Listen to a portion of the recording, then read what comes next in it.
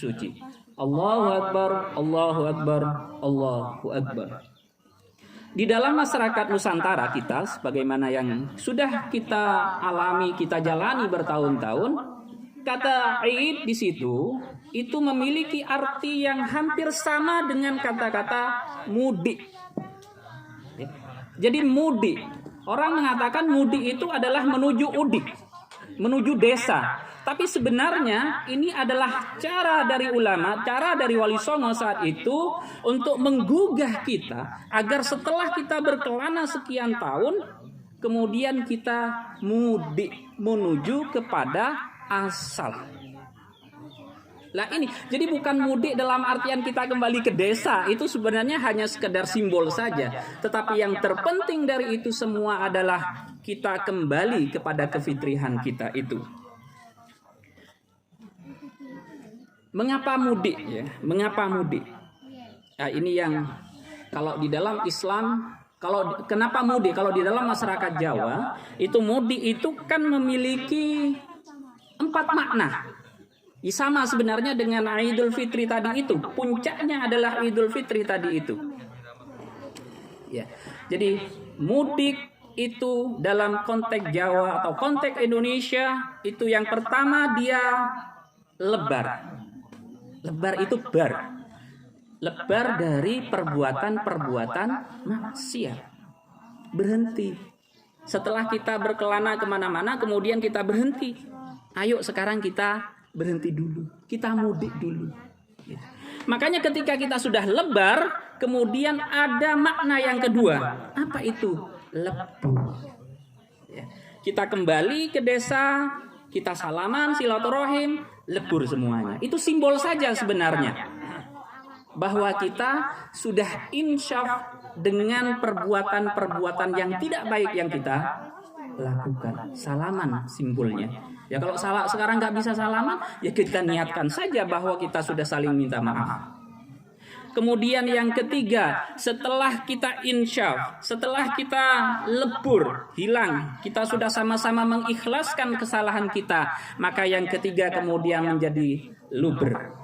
Luber itu artinya penuh dengan pahala. Luber itu penuh dengan pahala.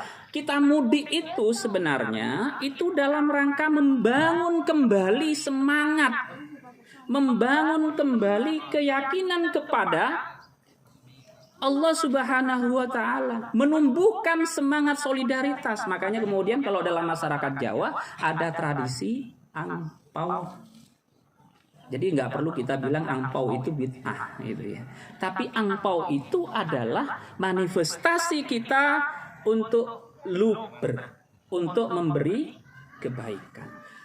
Terus yang keempat, setelah kita insyaf, lebar, kemudian lebur, kita saling mengikhlaskan. Yang ketiga kemudian luber, kita berpahala. Maka yang keempat kemudian labur, putih kita itu. Fitri dalam konteks bahasa agama. Jadi 4 hal itu yang kemudian melandasi kita untuk melakukan mudik. Lalu bagaimana dengan saat ini ketika kita mendapat larangan di mana-mana? Allahu Akbar, Allahu Akbar, Allahu Akbar. Hadirin rahimakumullah. Hari ini sebagaimana tahun yang kemarin itu kita tidak bisa mudik. Ya kita juga tidak bisa bepergian. Kemana-mana kita disekat. Lalu bagaimana kita memahami mudik itu? Tentu kita harus memahami mudik dengan cara yang berbeda.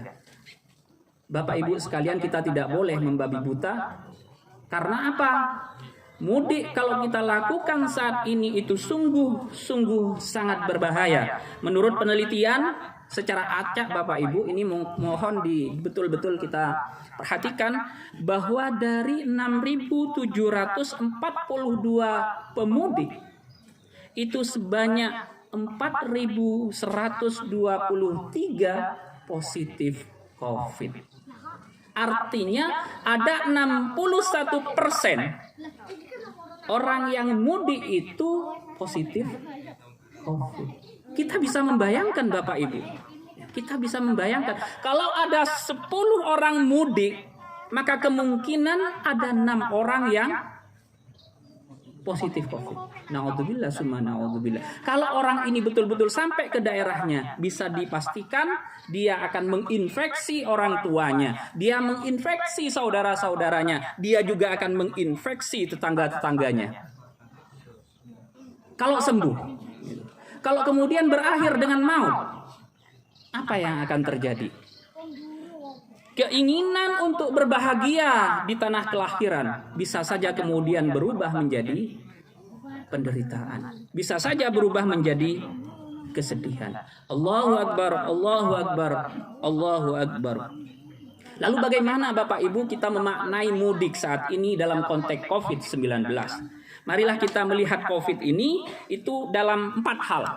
Yang pertama, mari kita lihat COVID ini sebagai musibah. Sebagai musibah, maka yang dituntut dari kita adalah bagaimana kita sabar untuk menghadapinya. Kita harus sabar. Karena begini, ada ulama-ulama yang berpendapat begini, bahwa COVID ini itu adalah betul-betul makhluk Allah yang dikirim kepada kita untuk menguji kesabaran kita, seberapa kuat kita sabar. Kalau kita sudah teruji di situ, maka COVID akan pergi dengan sendirinya. Itu ada ulama-ulama yang berpendapat demikian. Yang kedua, mari kita letakkan COVID ini itu sebagai ujian. Sebagai ujian, maka kalau kita di SD misalnya, di sekolah-sekolah, ujian itu artinya kita dituntut untuk menyelesaikannya. Bagaimana cara menyelesaikannya? Pemerintah dengan otoritas kesehatan yang dimiliki itu mencoba untuk melakukan misalnya penelitian hasilnya vaksin. Pemerintah membuat kebijakan hasilnya protokol kesehatan. Itu yang bisa dilakukan. Lalu apa juga yang harus dilakukan? Selain hal-hal yang bersifat fisik itu, hal lain yang harus kita lakukan adalah melakukan pendekatan secara spiritual. Misalnya kalau di pesantren-pesantren kita dianjurkan membaca sholawat. Allahumma sholli ala sayyidina Muhammad. Atau kalau di tempat lain misalnya yang lebih panjang, kita membaca sholawat tibbil qulub. Allahumma sholli ala sayyidina Muhammadin tibbil qulubi wa dawaiha wa afiatil abdani wa sifaiha wa nuril absari wa diyaiha wa ala alihi washabihi wasallim. Jadi dengan cara seperti itu kita mencoba untuk berlindung, untuk berikhtiar dijauhkan dari COVID-19. Mengapa harus sholawat? Kenapa harus sholawat? Di dalam surat Al-Anfal ayat 33 itu ada begini. Wa ma kana Allah liyu'adzibahum wa anta fihim wa ma kana Allah mu'adzibahum wa hum yastaghfirun. Ini sebenarnya adalah ayat yang ditujukan bahwasannya kalau di situ ada Kanjeng Nabi Muhammad sallallahu alaihi wasallam, maka tidak akan mungkin di situ ada adab. Yang kedua, kemudian adab itu tidak akan muncul apabila di situ ada orang yang istighfar. Lah, saya ingin membahas sedikit tentang yang Rasulullah Muhammad. Kenapa harus Nabi Muhammad saat ini sudah tiada? Lalu apa yang bisa kita lakukan? Menurut para hufaz, cara yang bisa dilakukannya adalah dengan membaca sholawat. Dengan membaca sholawat, maka kita menghadirkan Rasulullah Muhammad itu mendekat pada kita. Dan kalau ada Rasulullah, maka insya Allah di situ tidak akan ada COVID-19. Yang ketiga, Bapak Ibu sekalian, kita melihat menjadikan COVID itu sebagai portal kemanusiaan. Maksudnya gimana? Ini menguji kita seberapa pedulinya kita kepada sesama. Loh, jangan sampai kalau kayak tadi kita pulang niatnya mudik, tiba-tiba kita menginfeksi. Loh, kalau orang tua kita sudah sepuh, apa tidak berefek pada meninggal misalnya?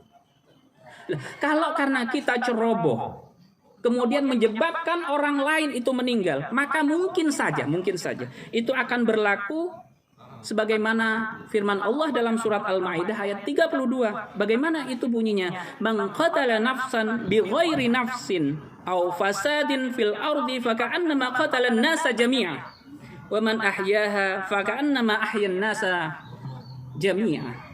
Man qatala nafsan bighairi nafsin, barang siapa yang membunuh orang bi ghairi nafsin, tanpa sebelumnya ada pembunuhan, au fasadin, tanpa melakukan kerusakan fil ardi, di muka bumi ini, faka'annama qatalan nasa jami'ah, sama halnya membunuh manusia secara keseluruhan. Maka menurut hemat kami Bapak Ibu sekalian, saat ini kita melakukan menunda mudik, menunda bepergian melintasi daerah-daerah itu tidak saja taat kepada pemerintah, tetapi juga sebenarnya menjalankan anjuran atau perintah Al-Quran.